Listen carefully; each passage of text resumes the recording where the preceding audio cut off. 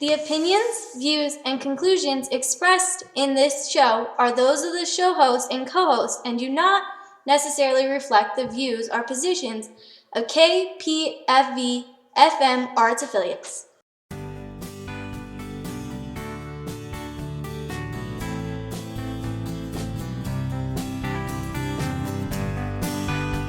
Welcome to New Nevada State Radio Show, and now here is your hosts.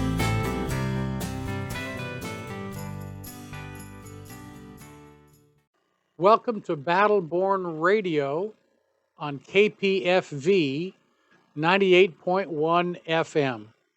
If something we say during this next hour inspires you, feel free to give us a call at area code 775-990-4900. I am Robert Thomas, and this is my beautiful bride, Deborah. Hi, I am a California refugee, and I have experience in different political areas. I'm a retired mortgage banker, and I worked on many campaigns. As a member of the leadership team for Coalition of Energy Users, I was in charge of coordinating volunteers. On occasion, I also spoke on behalf of CEU at legislative hearings, and I was a grant writer for a short time. As the director of the Foundation for Individual Responsibility, I organized and educated activists to lobby their electeds in Yuba and Sutter counties in California. I had over 50 people I could get out to call or email to lobby their electeds and to attend meetings and speak up. This is the big reason that I am politically active here in Pahrump, because I see a need every place in this country to speak up and make sure that your electeds know who they work for. They work for us, and to make sure they know what you want them to do. So I'm really big on empowering people to do that.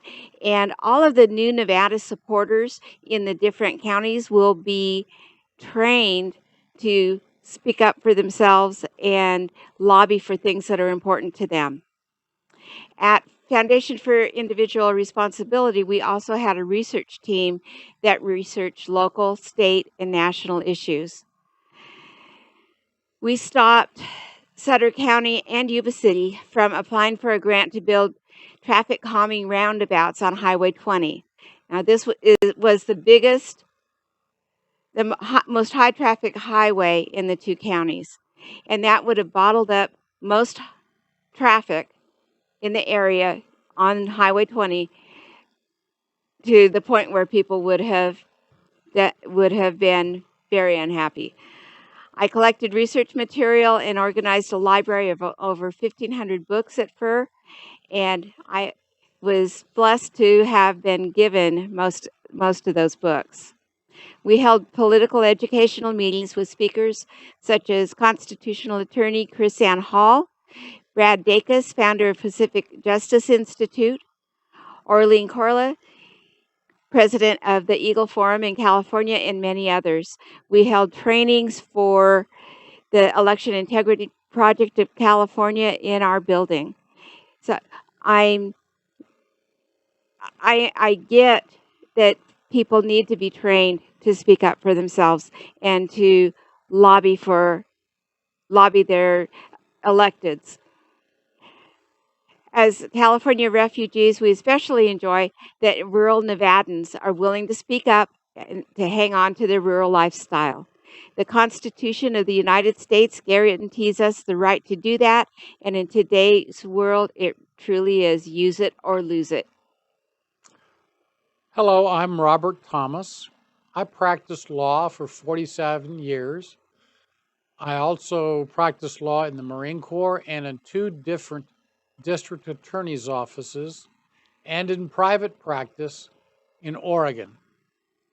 So you can tell I am a recovering attorney. I've owned a couple of different businesses. I'm semi-retired now. I am the chairman of the New Nevada State Movement, but this radio program is much broader than that. You say, what is the New Nevada State Movement? It is the formation of a new Nevada state from the existing state of Nevada without Clark County. The reason we exclude Clark County is their values and their voting priorities are different from the other 16 rural counties of Nevada. A new Nevada state is necessary to correct at least 4 things that need to be addressed in the current state of Nevada. The first thing is the tyrannical rule of a pure democracy that exists right now that gives no value to the historic rural Nevada counties, their values, and their culture. The second thing is the reestablishment of a Republican form of government that is guaranteed by our federal Constitution, and I'll speak more on that later. The third thing is to reduce taxes, reduce governmental regulations, and the governmental intrusions in our lives. Now, why should we have a new Nevada state movement? Our founding fathers recognized that any democracy, pure democracy, was tyranny, as were Caesars and kings and just outright dictatorships. In a pure democracy, there is no way for the minority to protect itself from the majority's overreach.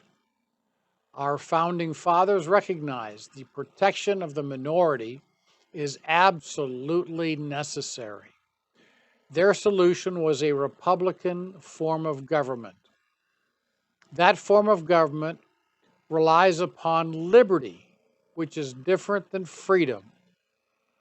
Freedom is the right to do whatever you want without considering the rights or the safety of others. Liberty is freedom plus a moral component that does not hurt your neighbor. The current state of Nevada is a tyrannical democracy with Clark County controlling all of the legislature without regard to rural values and interests. Clark County's oppressive control is due to a Clark County lawsuit ruling in 1967 that took away our little federal model form of state government. Now, we are not alone in responding to the tyrannical actions of high population urban areas. Here are some of the other movements. There's a Jefferson State movement in Northern California and Southern Oregon. There's a new California state movement involving 85% of the current landmass of California, but excluding much of the Los Angeles basin, the San Francisco, Oakland, and Sacramento metropolitan areas. There's Liberty State, which is in eastern Washington, from the Cascades clear over to Idaho. There's the new Illinois state movement that excludes the Cook County or Chicago metro area and some of the portions of counties around that. There's a rural Virginia movement whose proposed boundary is yet undetermined, and that many have heard about, the Greater Idaho movement that moves eastern and southern Oregon counties to become part of the current state of Idaho, and they may even bring in eastern Washington. What would a new Nevada look like? The territory would be all of the current Nevada without Clark County. New Nevada State would restore one senator to each county as we had before 1967, thus returning to the federal Constitution's guarantee of a Republican form of government. Now, the new Nevada state movement is not a secessionist movement. It is a constitutional process. The new Nevada state movement is a constitutional process defined in the United States Constitution, Article 4, Section 3, Clause 1. And that is the outline and the direction we're following. This movement is a ground-up movement, not a top-down movement. The first step of a ground-up formation of a constitutional new state is the formation of committees in each county to educate the public and the politicians as to the necessity of a new state. County committees will select delegates to represent that county in any regional or statewide discussions about any proposed constitution or state law. The county committee delegates will represent that county at any statewide convention. These delegates will draft a proposed new Nevada state constitution and the necessary statutes to have a sanely operated state.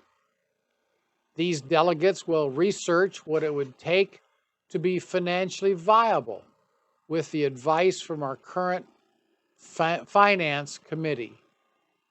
These delegates will arrive at a consensus for a proposed financial and tax structure for the new state, again with the advice of our current finance committee. The financial and tax structure will, of necessity, include the division of existing Nevada state assets and liabilities. We will draft a resolution for the existing Nevada legislature concerning the formation of a new Nevada state. This resolution would include the proposed new state constitution, the laws to show that we can govern ourselves, and our financial analysis to show that new Nevada state will be self-supporting without Clark County. Upon the passage of the state resolution, that packet of documents will be forwarded to the Congress for a resolution for their approval. The congressional resolution would include the proposed new state constitution, the laws, the economic analysis, and a document showing that the current state of Nevada has approved their resolution. We want to show the public and the governments around that we can govern ourselves and be financially stable. Upon the passage of the congressional resolution, if there are further terms and conditions necessary to ensure the passage of enabling legislation, we would then negotiate those conditions to ensure the passage of the enabling legislation by both houses of Congress in legislation to be signed by the presidents. Now, New Nevada State is not a one-note organization. We have other concerns. Brought to our attention and discussed with our supporters have been water rights and usage because we see some abuse of that. There's mineral rights and mining. Of a great concern from the 2020 election is voter integrity. And currently on our front burner is the, from my perspective, unjust reapportionment that the legislature is trying to cram down our throat. So we have a lot to talk about. And if you wish to call us with your questions, we'd be glad to hear from you. I remind you that the telephone number is area code 775 990 4900. Now, Debbie, you had some things that you wanted to talk about. Okay. One of the things that we're doing right now is building our county committees and training our county leadership and our state leadership. And we're using training through Leadership Institute, through Citizens. There's an organization in Arizona that we're using, and for some reason that has skipped my mind, but it's very, very good. They do Citizen Ninja training is what they call it, and I believe it to be excellent. The new Nevada leaders that have taken it also believe it to be excellent. So that is something that we are doing, and it's going to help people to be able to stand up and lobby their own electeds and get laws passed that they approve of. Another thing that we're doing to help them to do that, here in Nye County, we're starting a Toastmasters group. And we're starting it the first Monday in January. And it will be twice a month, the first Monday and the third Monday in January, designed to be the day before the county commissioners meeting. Well, Debbie, what is Toastmasters? Toastmasters is an organization that you go to the meetings. You may have table topics where they give you something off the cuff to talk about for a period of time. We'll probably, in our club, use 3 minutes because that's what people need to get a feel of how much they can say in 3 minutes. And why have you chosen 3 minutes as the target? Okay.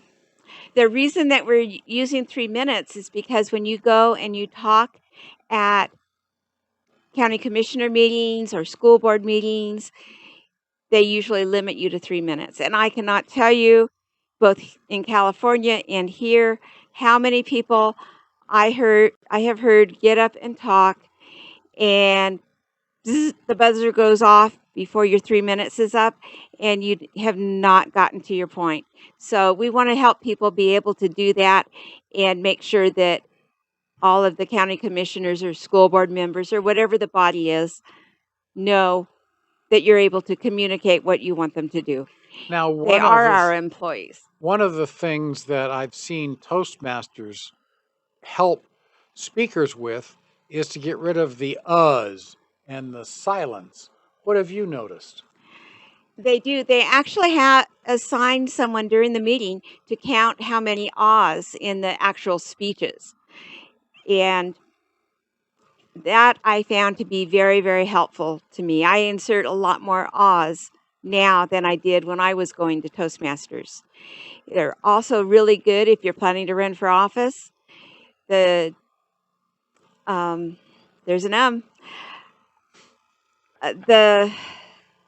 they have a thing called the table topics. I think I mentioned it earlier. That is a perfect venue for potential candidates or current candidates to get used to speaking coherently on something right on the spur of the moment. In fact, Mark Meckler, the founder of the Tea Party, always said that all candidates should belong to Toastmasters and go and participate in their training. So it is really good and it's really valuable. Now, Another, go ahead. go ahead. One of the things that Toastmasters can help you with is any public speaking, and it doesn't have to be speaking for political purposes. Let's say that your boss selects you to teach the new employees about some machine or some process. You want to sound like you know what you're talking about. And Toastmasters gives you a confidence in speaking. And so we recommend it. And after this program is over, we have a way to contact people. And if you wish to be on our mailing list, we'll give that information to you at the end of the program. What else do you have, Debbie? We have meetings. And last night we had a great, awesome meeting here in Nye County at the Republican headquarters. And we are not a Republican organization. We are nonpartisan. People that are far left probably wouldn't support us, but they are welcome because I'm sure that some of the issues we are being activists for are issues that they would agree with us. So we, on the first Thursday of the month, we have a leadership meeting via Zoom. On the second Thursday of the month, here in Nye County, we have a we call it a town hall here, like the meeting last night, at 6:30. And they gather at 6 o'clock and they have refreshments in kind of a meet and greet time.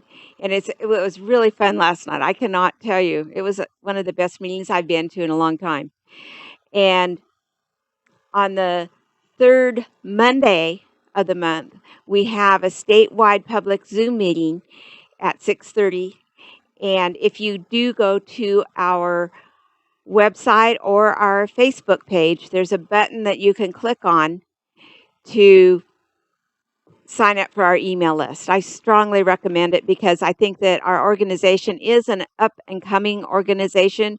We are doing some dramatic growth right now, and we need you as well as other supporters too. Well, you mentioned that there's a Facebook page and a what page? Our Facebook is the only, we have a website. It's kind of under construction, but there still is a button that you can use if you're not on Facebook. I recommend the Facebook because right now it's easier to find the button to sign up for our email list. Well, what is the address of that Facebook page so people can look? When you get on Facebook, search for New Nevada State Movement and it'll come right up. And we also have a group for Nye County on Facebook, and that will kind of keep you current on what's going on in Nye County. In fact, we have a Facebook group for every county in Nevada except for Clark because they're not in New Nevada. Okay, now you mentioned there's a website. What is that? Our website is New Nevada State Movement. .com. And like I said, we're revamping it. We are in the process of doing that, so it'll take a little while before it's as smooth and professional as it will be in a month or two. Now, one of the things that we in the New Nevada State Movement comply with is our charter. We are chartered with the state as an educational organization.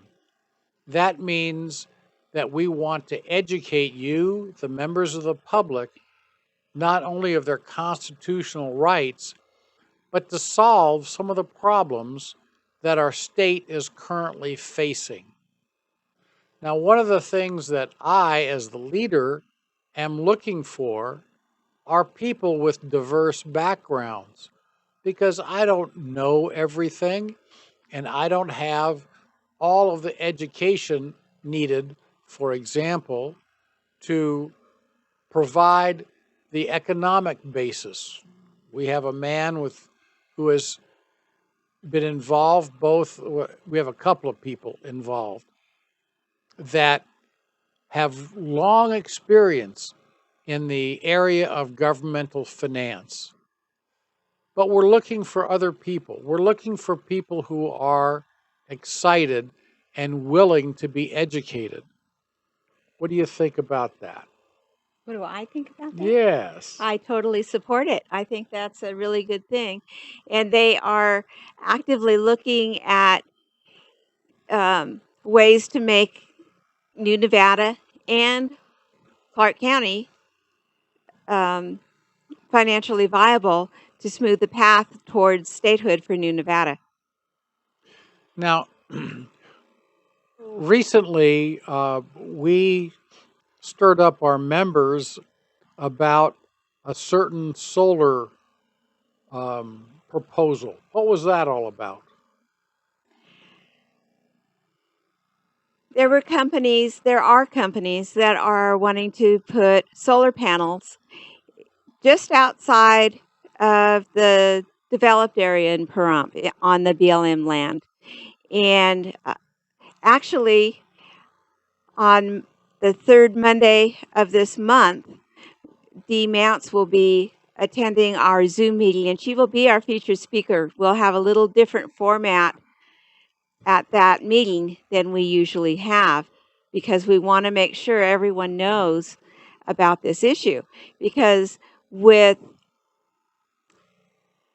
BLM owning about 85-ish% of the land in Nevada, that percentage would go up in New Nevada.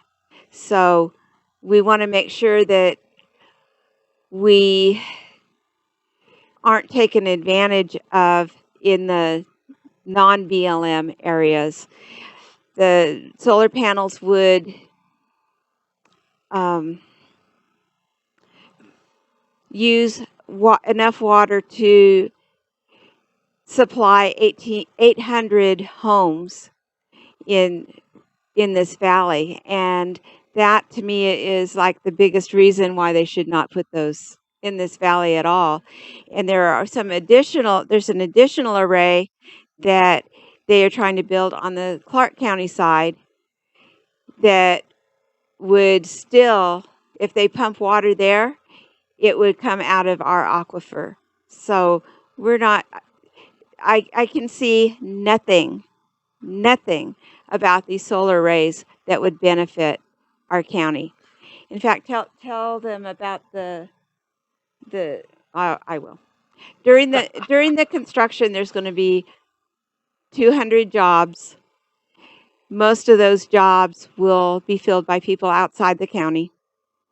After it is completed, there will be a whole 7 to 10 jobs that will be permanent jobs here in Nye County at prevailing wage.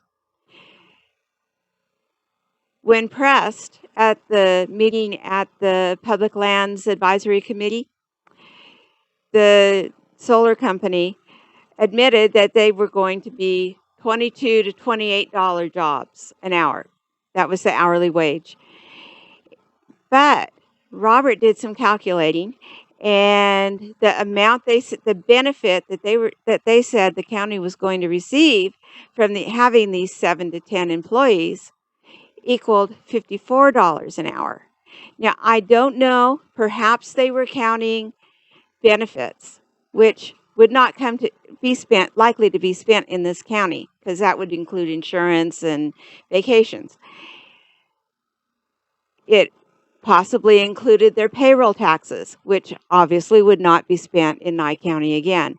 So that little mathematical formula that Robert did really, to me, put into question every number that they were presenting that day. that the solar company was presenting that day. And that's not all. One of the things that we did when we moved here is we had a solar array ground mount put in our property. And so my wife would not have to look at these ugly panels. I positioned them so that it was a profile view. So all you saw was the edge of a panel and the framing that held it above the ground. There were certain promises that were made in selling us this process.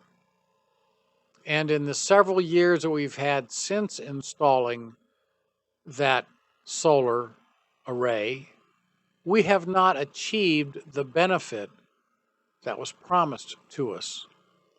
And so that's very concerning. The other concerning matter I had as a landowner is we have a well on our property, and that's what provides the water that we use for household and for irrigation. It turns out that that well was drilled in 1998. 3 years ago, 2 years ago, I guess it was, we had that well, for lack of a better term, surveyed.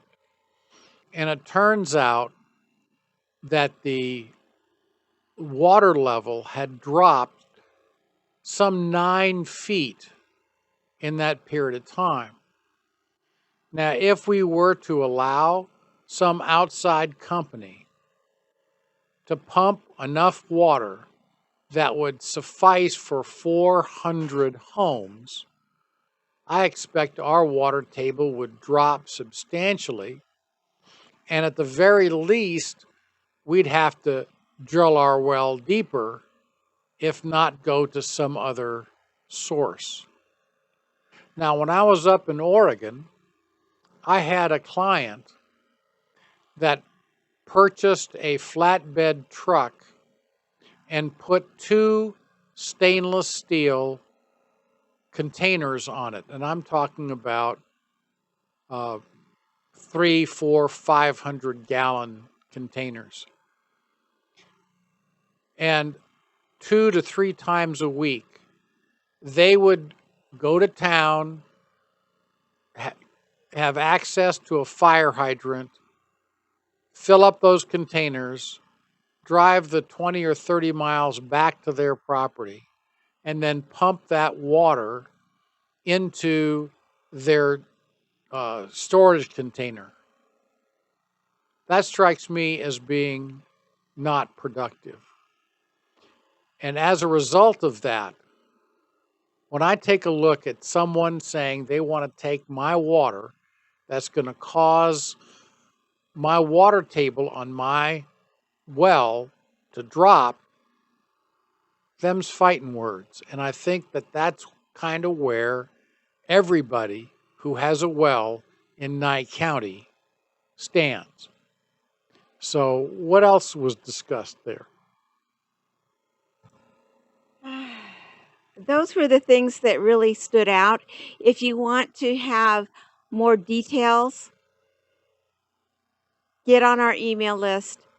You could, if you don't want to go on Facebook or you can't find the button to sign up for our email list on our webpage, email newnevadastate@yahoo.com and I will add you to our email list. Just request an ad. We can't add people to the email list unless they request it. So now, when you talk about the address, are there any special letters or capitals or spaces in that address? not for emails, no. The computers, I think, make them all go lowercase. So newnevadastate@yahoo.com. We do not have movement on our email address, just newnevadastate@yahoo.com. Now, And feel again, free to do that. And if you have anything else you'd like to share with us, we welcome all the emails we can get. We really enjoy reading the emails and really enjoy the interaction with new Nevadans. and talking about getting emails, we'd also like to invite you, should you have any questions for us today, to call at 775 990 4900. Debbie, What? I'm handing it off to you. Oh, okay. My wife is the brains of the outfit, so I call on her regularly. Yeah. So I wasn't expecting you to do that. Oh, okay. So I'm not Well, let's prepared. go back to talk about some of these other things. How about the whys? Okay, let's go back to the why of New Nevada State. You know, our founding fathers realized that citizens needed to have a stake in their government, and they needed to be free from tyranny and from the kind of things that made us have a revolutionary war and throw the British out of the 13 original colonies, which became states. When we take a look at that, if you take a look at the Declaration of Independence, you'll see that a lot of the objections that our founding fathers had for what King George was doing, we're seeing happen all over again here in Nevada. We have a dictator wannabe as a governor, and we have a legislature that does not care one whit about rural values or what you want. On top of that, the legislature, the districts for which each of legislature is elected are so large that if you send them an email, they're not going to care because they have so many other emails and so many other calls.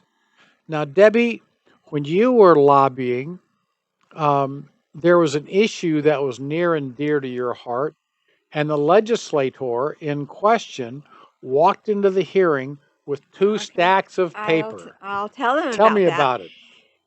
This is why the day I realized that our electeds do listen to us if we speak up. I was president of the local kennel club in Yuba City and Yuba and Sutter counties, and the I can't remember the assemblyman's name, but there was a Democrat assemblyman that brought forward a bill that would require mandatory spay and neuter for all dogs over 4 months old unless you could prove that they were actively competing in competition events. And, well, of course, the dog fancy didn't like that. So we sent many faxes until we were getting phone calls that told us that please don't send us any more faxes. We're on your side. We're voting no on this. And then finally there was a committee hearing. Doug LaMalfa was my assemblyman at the time, and he was on that committee. He's now a congressman, and he represents a little bit different area than where I lived. He lives in Butte County.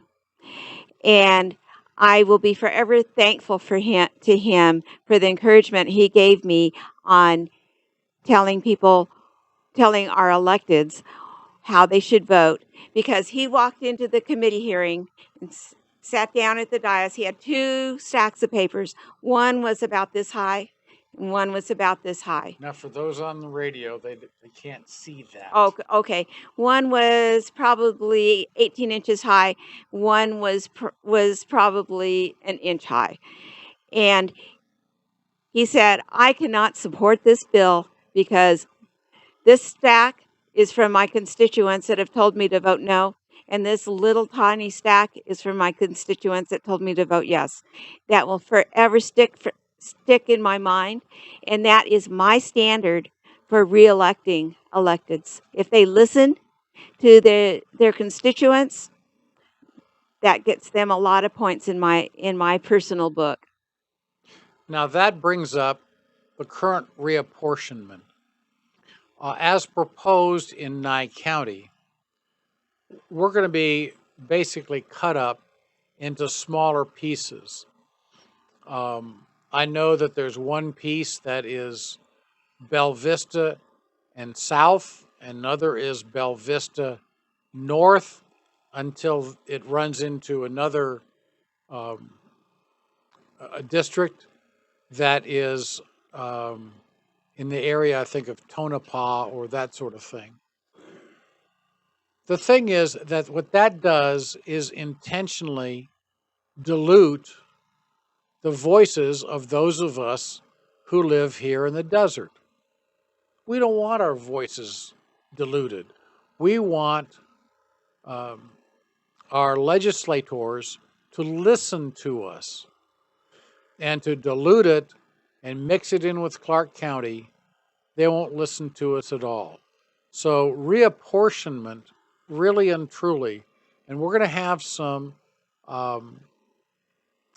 classes on that. We're going to have some meetings on that, so that if you would like to join us, we would invite you to join us, because quite frankly, the current legislature is doing everything it can with unelected individuals to give us the absolute worst legislature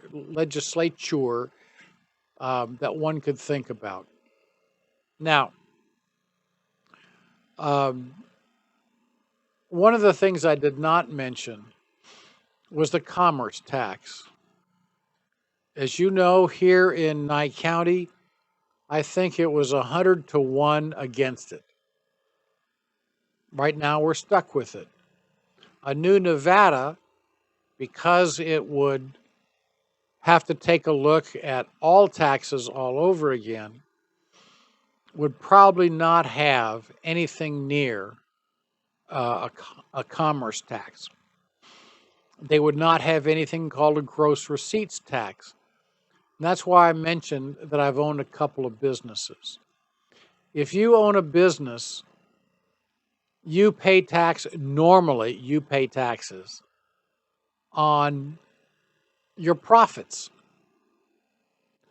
not on your gross receipts, not on every dollar that comes to the door, because you've got rent and employees to pay and insurance.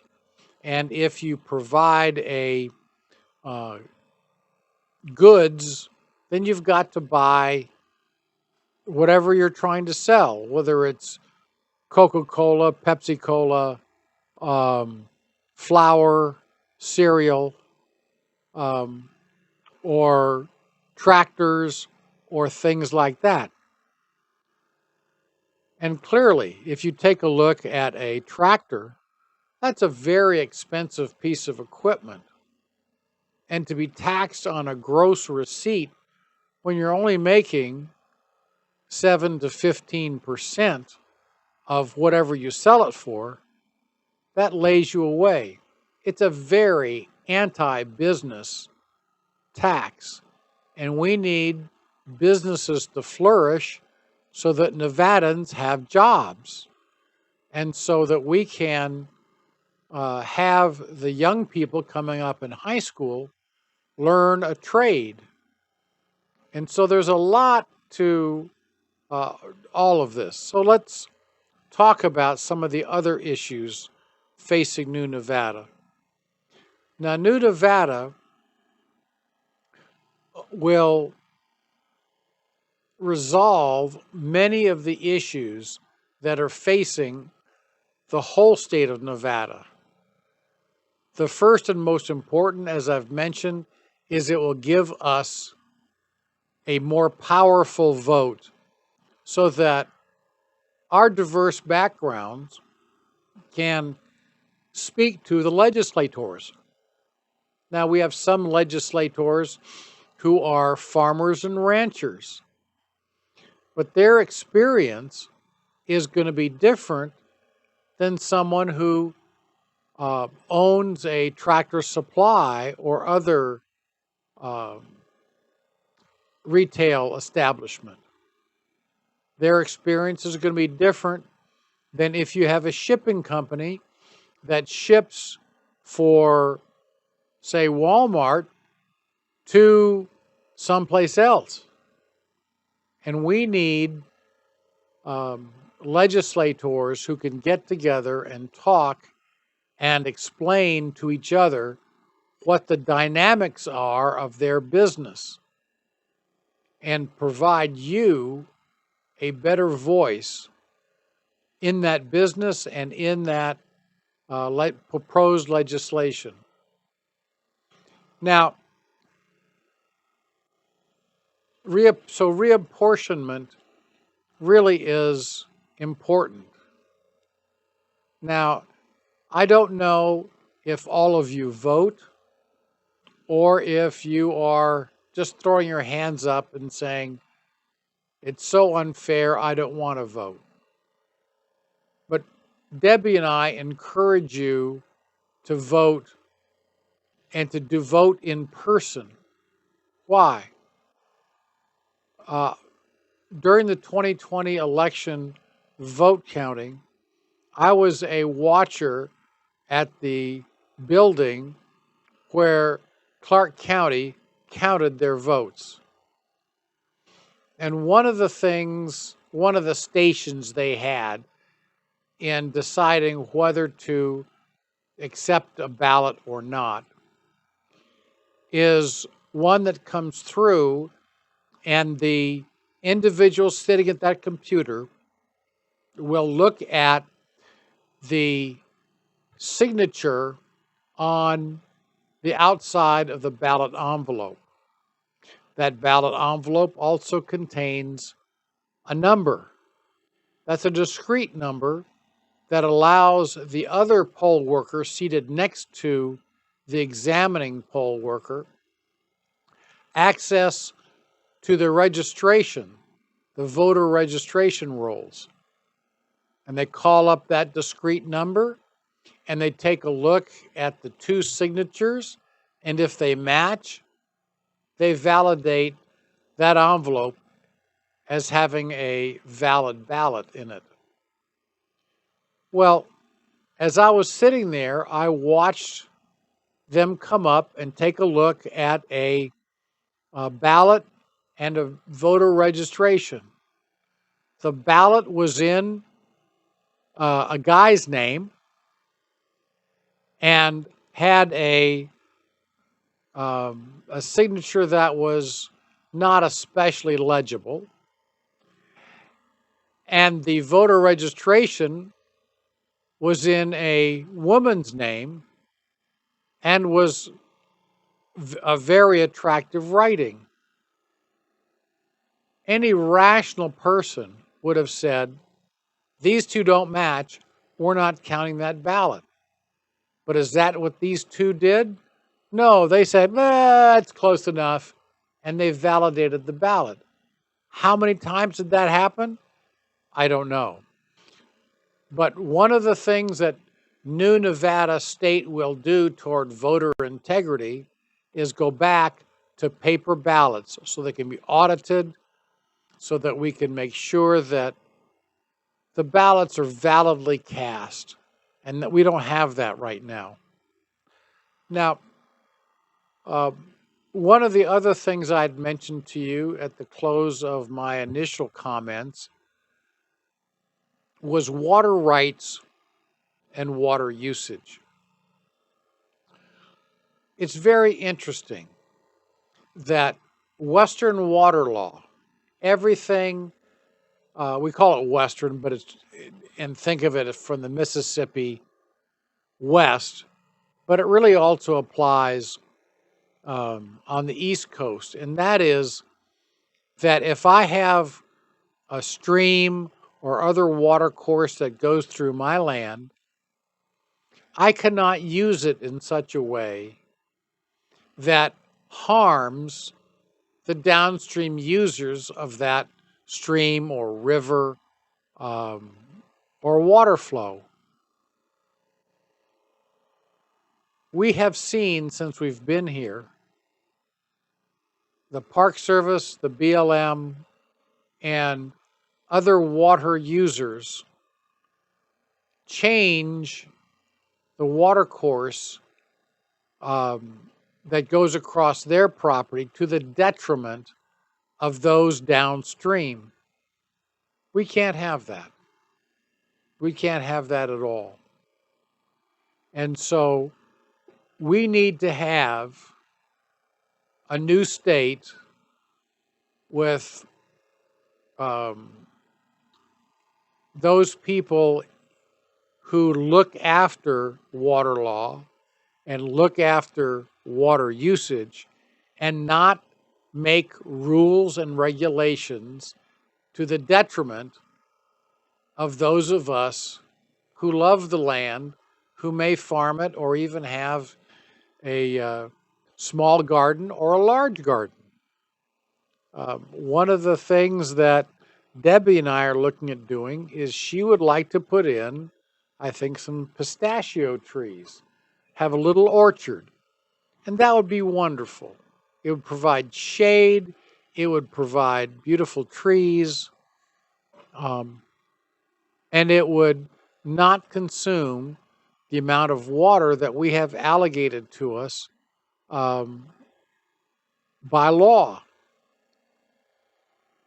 There are those, however, especially in Clark County, who want to limit us to minuscule water usage and enforce that by putting meters on our wells.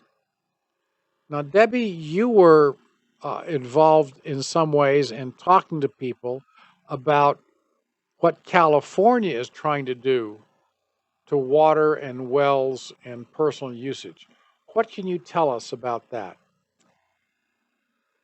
Well, since we left California, I have not followed that very well. I have not followed what they are doing. When we left California, they had passed a law, and Governor Newsom had signed it, that limited how much water each household could use per day. And it limited it to the point where you couldn't wash clothes and run your dishwasher and have a normal sized family take a shower the same day. And that was very similar to more extreme water restrictions that they had in San Francisco in the mid-70s. And that was not good. It was not good, and it was not healthy, and there had to be another solution. Also in California, they've got the fairy shrimp and some other kind of fish that is not neither of those are native to California, but they protect them, and they run water from the dams down to the ocean at the expense of agricultural usage for the water and home usage for the water. In California, cities like Yuba City take water out of the river for domestic use, and they clean it, and then it comes back through the sewage treatment plant, and they clean it again, and the water is actually cleaner when it goes back into the river than it was when they took it out. So there's I don't know what I think about that. It's kind of gross to me, but they seem to think it's a good idea. But there's just all kinds of water restrictions. Um, when we left, the cities and counties had gotten grants to pay for changing landscaping to basically desert landscaping like we have here in Pahrump that uses less water. And a lot of people were taking advantage of that. Some people liked it, most people didn't.